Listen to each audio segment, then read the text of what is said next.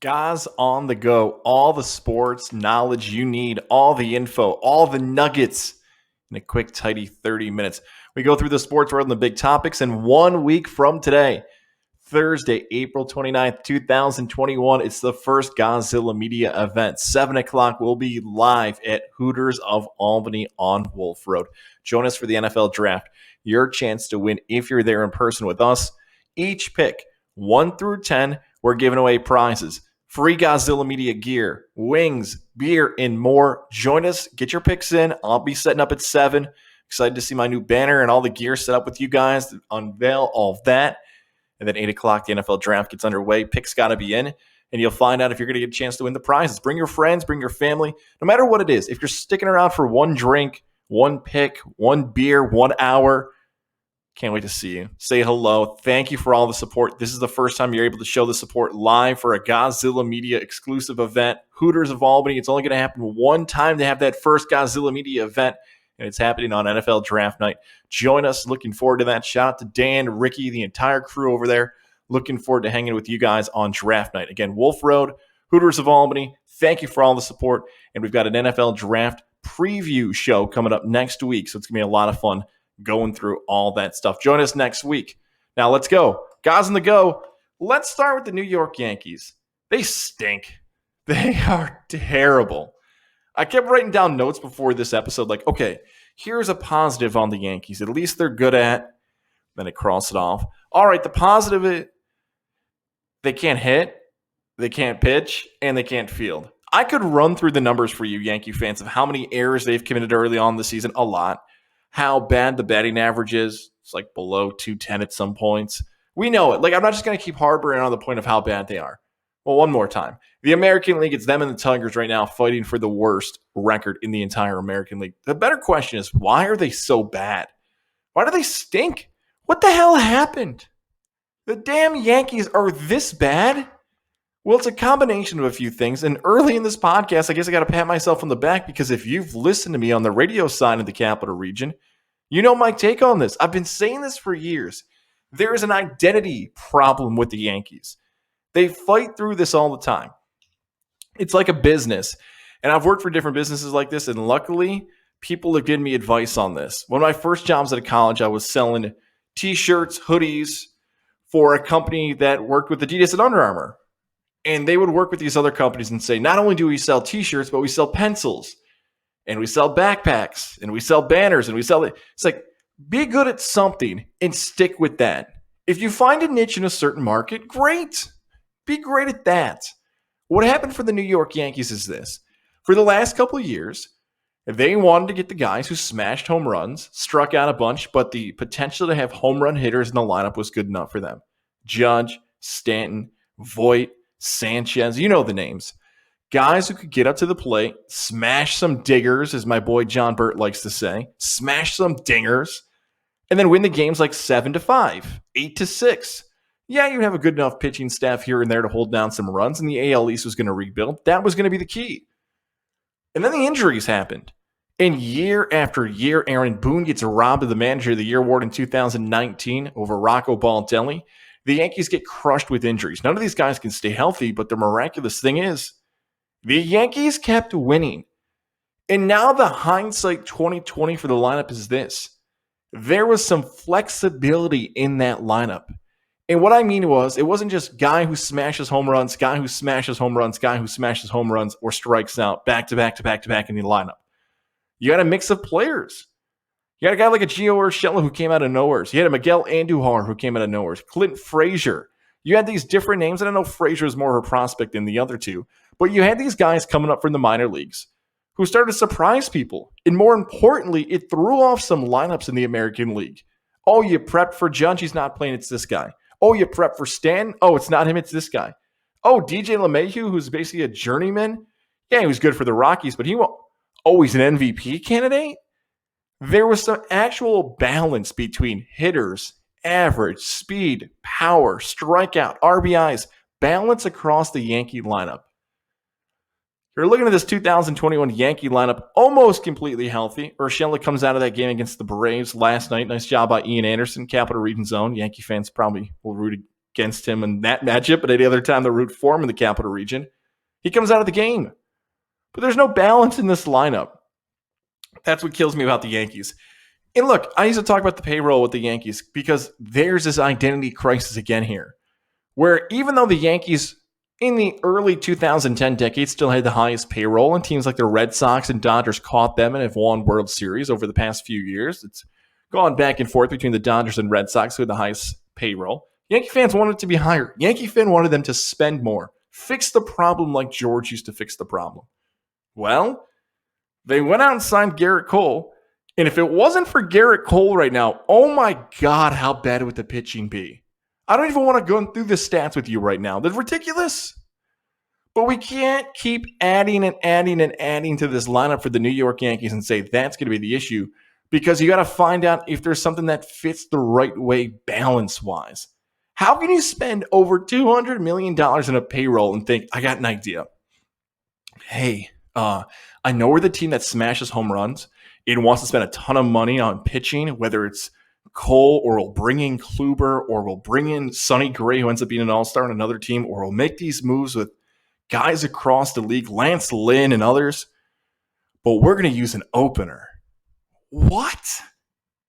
The Tampa Bay Rays use an opener because they don't have money, and that's how they have to do it. But the New York Yankees now want to be the smartest person in the room. So the New York Yankees now want to have home run hitting lineups, but then switch it. And then the New York Yankees want to have big time pitching, but then they want to switch it. And the New York Yankees want to be a team that just flat out has the most talent, but then they want to rely on numbers. I'm getting confused. I'm sure you listening are getting confused. Here's that identity crisis I'm talking about. The Yankees don't know who they are. The Yankees need a Mufasa moment where George Steinbrenner talks to Hal Steinbrenner like that scene in The Lion King. Forgotten who you are, so forgotten me. Look inside yourself, Simba. You are more than what you have become. Figure this out. I know it's April, and I don't want to be a fan that freaks out or a person that in April baseball is telling you the world is falling. But do you all of a sudden believe Aaron Judge is going to hit 330? Do you think Stanton's going to step to the plate and hit 315? Do you think some of these home run hitting guys are all of a sudden going to be batting for average and ripping through triples? It's just not going to happen. Unfortunately, I don't know how the Yankees are going to get better this season. The Red Sox were a surprise. The Rays have figured out how they win games. Oh, and by the way, the AL East has decided to be competitive. The last couple of years, the Yankees benefited because the AL East didn't want to win. And now all of a sudden, teams like the Blue Jays are hanging around. The Red Sox are hanging around than anybody else. The Yankees are a mess. George Steinbrenner needs to be like Mufasa and talk to Hal and remind the Yankees who they used to be. And if they got to make cuts quicker than ever before, people in New York will give them a break because they'll say, you're not getting the job done for us right now. Jim Boeheim now adds Jim Boeheim to the roster. Yes, his son has joined the Syracuse Orange. The big news in Central New York is that now all the Boeheims are together. Jim Boeheim, his sons, Jimmy Boeheim, Buddy Boeheim, all going to be there together. Now, I want to give some credit where credit's due. I know a lot of people on social media all knew this was coming. You don't have to have an Ivy League degree like Boeheim Jr. is getting now from Cornell to figure out what was going to happen here. But I want to give credit to my guy, the man-child, Jim Lurch, out the Score 1260, my old stomping grounds there. I did an interview with him in 2017, and he had said to me back then, so 4 years ago, this was going to happen. Both the Boeheim kids were going to play on the same team together, and that was going to be it for Coach Boeheim. He was going to coach his sons to the end, and who knows, maybe Syracuse can get good and win a national championship for Coach Boeheim's final season. It could happen. Now, look, there's been a lot of moves. We've seen players come in and out of the program. We've covered that in episodes before. And if you want to find out more, Mike Waters doing a great job, as always, at Syracuse.com to cover that. I'll just make it short and simple with the Syracuse Orange here. And Orange fans, this is the attitude you have to have about this. Did the team get better with the addition of Jim Boeheim Jr.? The answer is yes. Now, some people may remember him from his time in Jamesville DeWitt. He's a better player than what he was at JD. He improved his game at the Ivy League. Coach Boeheim told the story about how he was lightly recruited his son. And then when he got the offer from Cornell, he said, you call them back right now and you tell them you're going to Cornell. Now, I don't know if that was about the degree or not, but he knew that was a good spot for his game. He's a better player than what he was years ago. He's improved his game. Now, maybe he had a little bit of fire seeing his younger brother tear it up in the NCAA tournament and seeing success he had. There's nothing wrong with that. If you want to improve your game and compete with your brother, more power to you. But Syracuse is a better team with him. Look, Benny Williams is going to step in that spot. Cole Swider, the transfer from Villanova, they'll be fine. Syracuse is getting some preseason love too. High as 14 in some preseason polls that are out there. Syracuse basketball gets better with the addition of Jim Boeheim Jr. Torrance, also an addition. Syracuse Academy of Science, we covered that in an episode previous as well. Syracuse got better, and that's what Orange fans should be happy about. Don't worry, you'll have time to complain. The season will tip off. I'll see your tweets. You can send the stuff about JG3 and not playing defense and Boeheim's old, blah, blah. We'll cover all that in the fall, in the winter. Today, just be happy to get another addition to the team. We're flipping back to the Capital Region here for a story locally that's got a lot of people's attention, and that is the NLL, the National Lacrosse League, and the announcement of the new franchise, and that is the Albany FireWolves. Now, just like the Albany Empire, we touched on these topics, and I love this because now I get to speak freely. I don't have partnerships with these teams like I used to in my old stomping ground. So if I want to have some real fair criticism, I can offer up here on Goz On The Go. And hopefully we're one of the few outlets that, if you're trying to find out real, honest, authentic takes about teams in the Capital Region, we give them to you here. So let's do the good and the bad. We did this with the Albany Empire last week. And if you missed it, quick summary. I said the Albany Empire, it didn't look good when you didn't have a head coach and you were lacking on social media. And maybe I'll take the credit because all of a sudden within the next week, the whole coaching staff is set, and they're crushing it on Facebook. So shout out to the Albany Empire. Can't wait to see what they do when they kick off next month. Let's do the same thing. Good and the bad for the Albany FireWolves. The good, look at this logo. Woo! If you're watching on our YouTube channel, Getting There with Goz, yeah, you see it. If you're listening on Spotify or Apple, go to our YouTube page or just go to their social media and see how awesome this thing is with the flames, the logos. Credit to whoever made the logo. Credit to whoever made the hype video. Insane. So good. And again, the Albany FireWolves crush it when it comes to marketing and social media. Staff over there, George and Jordan, those guys know it from Twitter to Instagram. Incredible job as always marketing the team, getting it in the conversation, how difficult that can be to have professional lacrosse weave its way into a casual sports conversation in any area. And they're able to do that right now in the Capital Region. Those guys continue to do a great job doing that. Fantastic work out of them. So that's the good. Oh, and one other thing I want to add to that too. They're getting their player names out there. So if you're not really sure who the coaches are, their players and things like that, they're doing their best job to market that. So in similar fashion to what happened with the Albany Empire, the first edition, you got to know some of the players, the personalities, the backgrounds, everything else. So you have people to root for when the season gets underway in December. That's the good. The one big mistake the Albany FireWolves have made so far involves their soon-to-be game broadcasts.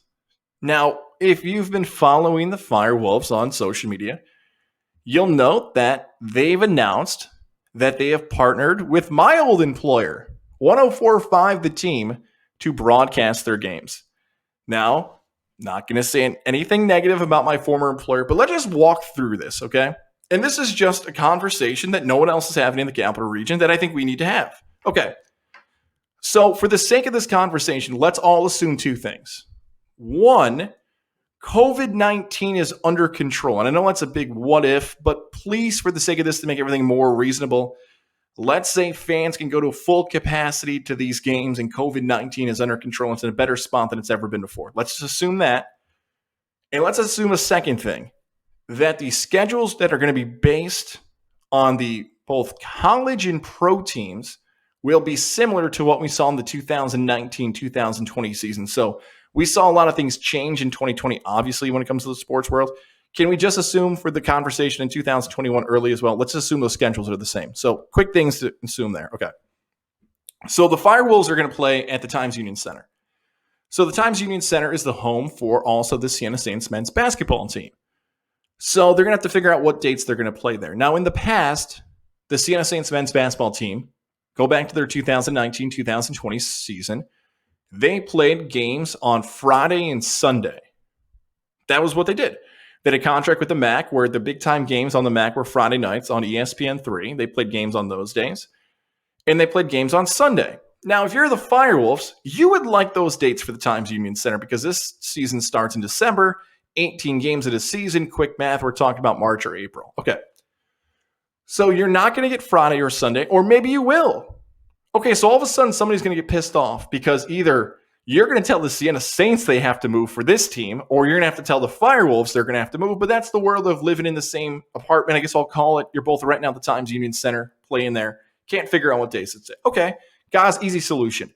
Anytime that Siena basketball has a home game on a Friday or a Sunday, the Times Union Center, FireWolves are on the road, and flip it over to the other side. Anytime Siena's on the road, FireWolves play at TU. Perfect. Okay, guys, no problem there. And you're good to go. Now, if you got to pick when you'd want to play these games, you'd want to pick a Saturday. Because Saturday, there's more available time for fans to go to the game. They have the opportunity to make an event, again, similar fashion to the Albany Empire. But what the Albany Empire benefited from was that they had their season from April to about August. So more people were available to go to those games. You're playing in the winter, maybe a little bit tougher travel to get to the TU, but that's a whole different conversation. I don't even want to focus on that. I want to focus on, again, the broadcast of a Saturday game. So if you've partnered with 104.5 The Team, 104.5 The Team is also partners with UAlbany Basketball. Uh-oh. So who's going to be on 104.5 The Team when the FireWolves and the UAlbany basketball team both play on a Saturday? Ooh. Now, some would say, Gons, it's not a big deal. They'll just move to a different station. Okay. Now, I worked there before, and this is public knowledge. I'm not breaking big secrets here. Sometimes UAlbany games would have to get moved to a different station because we were airing the Yankees. Okay. Look, the Yankees have a contract and all that stuff. They'd have to move. It's not a big deal. But this is a big deal because now you're picking two local teams against each other. And this is very much a competition. This is not unique to Albany, by the way. This is wherever you live. If you have fans in a certain area, you want them to go to their games. They're playing at the same time. So now 104.5, the team is going to have to make a call and say, okay, we're either going to let UAlbany sit on a Saturday night and broadcast their game, who we've been partners with for 5 years, or we're going to pick the FireWolves, who we've been partners with for maybe 5 months. So that's going to happen. Okay, so let's go back to Sunday, right? How I mentioned that on Sundays, there's a possibility the FireWolves are going to play. December and January are what? NFL Sundays. So you're going to tell me that 104.5 The Team, the only ESPN radio affiliate in the Capital Region, is going to play indoor lacrosse games on a Sunday rather than NFL football games. So if you're driving around and you want to hear the Bills or the Jets, and you flip on 104.5 The Team and you get Firewolf Lacrosse, is that the best programming move for that station? Or are they going to be pushed to another station? See, none of this is making sense, right? Like, they would potentially, this Albany FireWolf team, be the only team in the entire country that would bump NFL football for indoor lacrosse. Is that what's coming? Oh, and by the way, let's add one more thing. In January, okay? We're going to get NFL playoff games and UAlbany basketball and Albany FireWolf lacrosse action. So either the FireWolves are not going to air all their games on 104.5 The Team, or 104.5 The Team has now decided we don't think the NFL playoffs are more important than indoor lacrosse. It's up to you guys to decide what's going to happen there.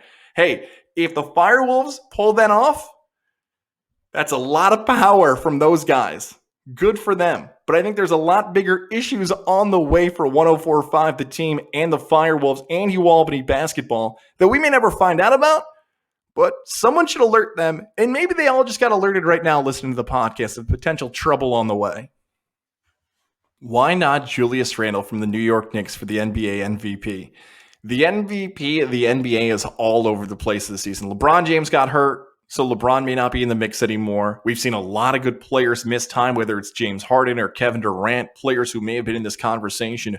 Joel Embiid, for as good as he's been for the Sixers. Ben Simmons is there too. So yeah, Embiid's put up some really good numbers, and he should be in the conversation. So should Nikola Jokic over the Denver Nuggets, or is, what does Chris Russo call him? Nikolai Jokic? Yeah, okay. Well, why not Julius Randle? Think about this, okay? If you take, it's a classic MVP discussion we're going to have here. If you took Julius Randle off the New York Knicks, how bad would the Knicks be right now? Would they be a bottom team in the East again? They would. Whether it's passing, scoring, rebounding, being the focal point of the offense, that has been Julius Randle. Most valuable player. Remember that. It's not the most outstanding. Those are two different distinctions. And this is a classic sports conversation, but it benefits Randle. Valuable. Look, Steph Curry and the Golden State Warriors, he's in the conversation too, but maybe the Warriors could win without Curry because Klay Thompson and Draymond and everybody else that's out there, maybe they could do it. And Curry's been hurt in his career before, and the Warriors have been able to stay steady on that ship. Maybe it is Jokic, but Jamal Murray's injured.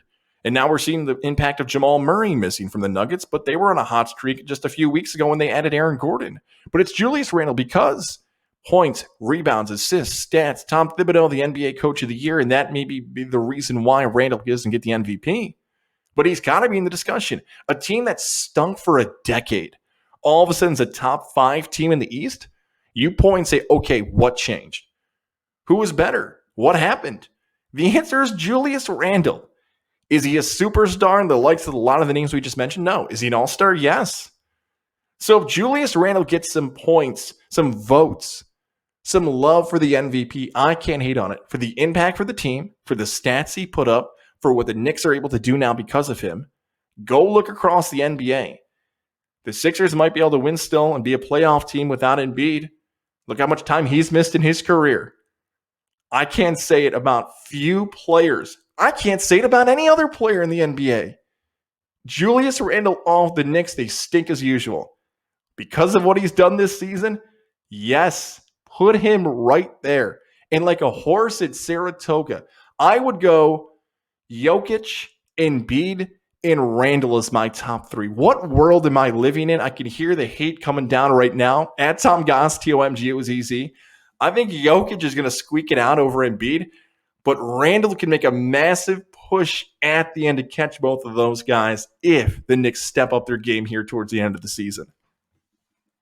Oh, and Chris Paul, too. Sorry, Chris Paul and the Suns. I can't forget about you guys. You guys are playing well, too, but one thing Chris Paul is going to be in the conversation for an MVP. Should be this season, but the big guys are going to dominate the conversation.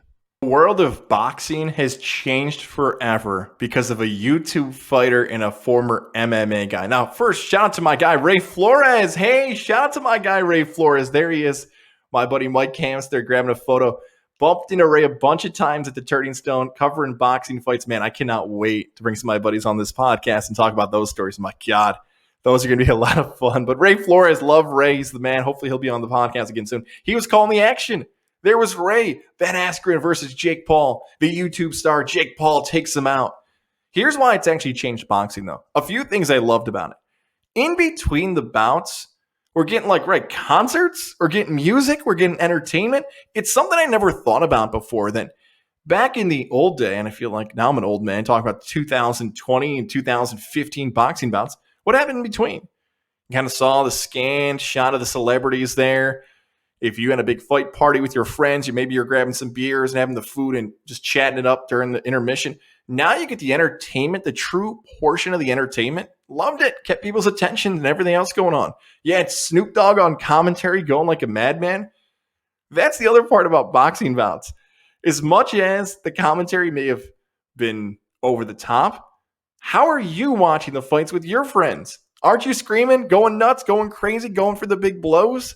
It feels more real when you have someone like Snoop Dogg doing that. The only times you're really diving deep into the fights is when you have the scorecard underneath. Whoever's scoring the fight, maybe Steve Farhood from Showtime and other legendary people like that. Letterman and others. Yeah, that's the time you really want to find out what's going on. But besides that, no. I loved it. I think we're going to see more entertainment portions of that, whether it be celebrities offering their own takes on the fights, whether they am being a part of the commentary team.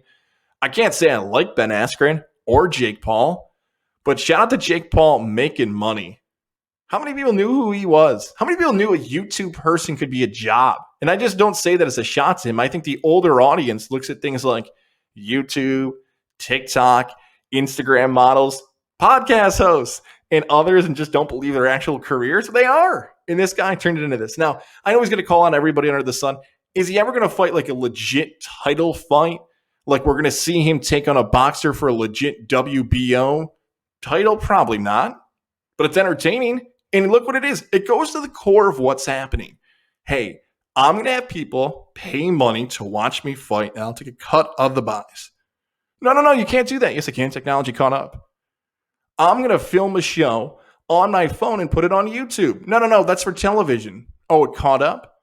I'm going to give my takes on a podcast. No, that's radio. Oh, technology caught up? Like, that's all they're doing. They're just exploiting what technology opportunities have been given to them, and they're making money off it. So shout out to those guys, Triller, and everything else that's happening. For the future, 3-5 years from now, boxing better take note. DAZN is bombed. DAZN was supposed to be like the Netflix of boxing in the fight game. That people were just going to order DAZN and always get it bombed. This has had far more success than the DAZN has ever had. DAZN lost people like Adnan Virk and Pat McAfee. This is more of the future in boxing. And hopefully a very old school sport starts to take note of what could be the new school coming its way. Speaking about the fight game, we got 3 big fights this weekend. How about the UFC with 3 title fights going on? I love it. Now, here's the thing. Let's start with the first one. Weili Zhang, if you remember Weili Zhang, she was mentioned in an interview back in January 2020 as Dana White said she was the fighter to look out for the future. And I know that because Dana White told me, look out, name drop. There's Dana White chatting it up with me and Levac back at Radio Row. He said she was a name to look out for. So she's fighting Rose Namajunas. And with no disrespect to Rose, I constantly bet against her. And it's not because of her style of fight or anything else. You just heard about how I like the Jake Paul, Ben Askren hype up, new invention, new style, all that. I'm a big Tyson Fury, Conor McGregor. You get what I'm doing here. The personalities of the fight game. She's the complete opposite. Doesn't want to talk. I covered her fight at Madison Square Garden where she said after she won the title, be nice to people. I don't need that. I need a 1-minute wrestling promo so I can watch the next fight. She's nice. Just not what sells tickets for fights. Zhang's going to take her down. And by the way, you know what? I'm going to do it right now. I'll do my picks for the end of the week. Give me Zhang and give me like an over in a baseball game between the Phillies and the Rockies when Aaron Nola's on the mound. I believe that's a Saturday night game. Nola shut down big bats earlier in the week, but everyone's going to think Nola's going to do it again. Give me over like 8 runs in Rockies-Phillies. Rockies are the worst team in baseball, but they're top 6 in runs scored in the National League. So there you go. A little 2-team parlay, $11. Then I'll put me at even. Let's go. Because I won my bet last week. So there it is. I think Zhang takes down Namajunas, and that's a lot of that to her style. And Dana White saying she's the fighter to look out for. Jessica Andrade versus Valentina Shevchenko. Oh, I feel like the young Howard Cosell. Valentina Shevchenko. One of the best names. And Shevchenko only lost to Amanda Nunes. So she's a great fighter. Andrade's probably going to keep it close if she can just kind of make it boring, which, there you go. I don't want to see a boring fight for the UFC. So I would like to see Shevchenko win that fight and continue her career. And her and Amanda Nunes are in the same spot of should they just fight each other because they're two so dominant ahead of everybody else. That's likely the next fight on the way. And then we get the main event. Kamaru Usman versus Jorge Masvidal 2.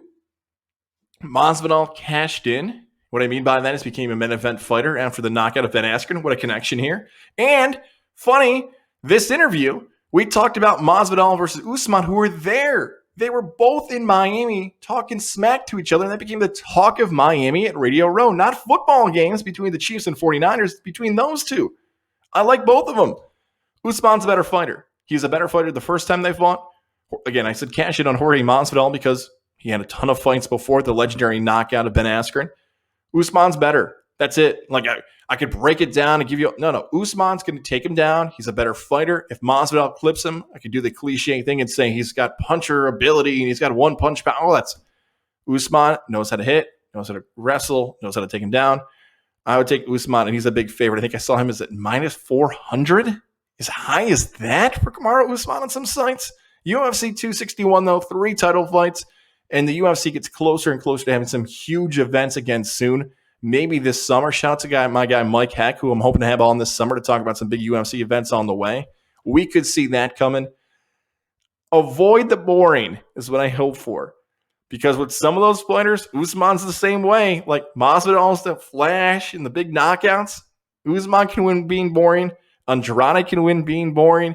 And Rose Namajunas can win and then make it boring at the end. I hope we avoid a boring 261, but you just heard me say that word like 5 times. I would feel like it's more likely for that to happen than an exciting night of fights. And you already heard my picks for the week. We closed this week's episode of Goz On The Go with what has happened to me. I have been a victim of not one, but 2 epic pranks recently. 2 epic pranks. And I want to know which one you think is better. At Tom Goz, TOMGOZZ on Twitter, getting there with Goz on Instagram. And right here, if you're watching on YouTube, just leave a comment underneath in the next 5 minutes and let your pick be known. And the funniest comment, and I know that's hard for people to judge, but I'll leave a comment underneath it to let you know you won.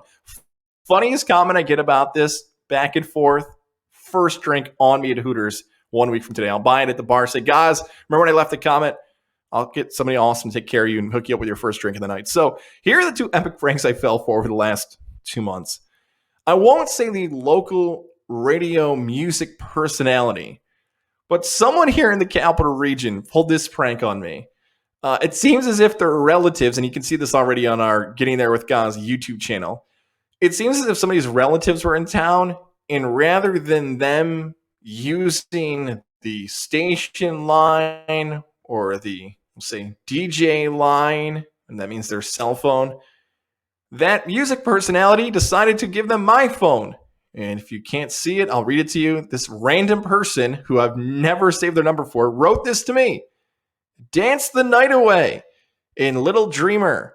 Can Halen requests, which I believe was supposed to be Van Halen. Can Halen requests. First one is my wife. She's in car with me. Triple exclamation point. I wrote back, hey, I don't have this number saved. Who dis? Just a simple, funny, easy prank. Or maybe you're more of a fan of this prank. You see a big old stretched out Chicago Cubs shorts. These look like, I don't know how to describe these, early 2000s style shorts where it's a huge logo near the, let's say, crotch area. And then the logo on the side. They look very short, by the way, shorts that I would not wear. Well, here's the prank that's developed. I'm constantly getting these shorts. Same style, huge logo font near the crotch. And then the logo, I've got a Chicago Cubs pair of shorts. I've got a Philadelphia 76ers pair of shorts. And I've got another one on the way. So I call eBay. I'm like, who is sending me these random shorts? And I sat on the phone with eBay for 2 hours. And I only was able to piece together one piece of information. That these shorts were ordered on Sunday, March 21st. That date, March 21st, doesn't have significance for most people who are listening, but it has significance for me because I was back home that weekend. And I was watching the March Madness games at my buddy's new place in Baldwinsville. And let's just say a lot of drinks began to be served. Now, I left early. I had to go home, take care of the baby, take care of the wife, long road trip, and from Albany. I didn't stay. But it seems as if my friends decided to start ordering, I don't know, $2 pairs of shorts off of eBay and have them sent directly to my parents' house. Yes, my parents have these pairs of shorts, not me. Now, I feel like there's multiple people involved here. I went through my phone today. I could have sworn one of these people who, let's say he went by an alias of Mr. Bearcat 12 for a while. I could have sworn he'd asked me for my address at one point. So if that was the case and he was the culprit here, there were other people involved. You know who you are in that mass text. I'm on to all of you. But this is a great prank. I'm not mad. I was mad I was on the phone with eBay for 2 hours. But this is a great prank. Sending your buddy $50 to $2 to $3 shorts randomly without letting him know. I'm on to all of you. I will get you all back. I am a victim of a prank. I'm a victim of a who dis text, and I'm a victim of a sports prank. Again, the best prank you pulled on one of your friends, harmless, easy fun, or which prank you think was better. I'm a victim. All right, that's the end of this week's Goz On The Go. Hope you enjoyed it. Hope you had a lot of fun as always. See you 1 week from tonight when we're live at Hooters. Talk to you then. Have a good weekend. Don't send me your shorts anymore.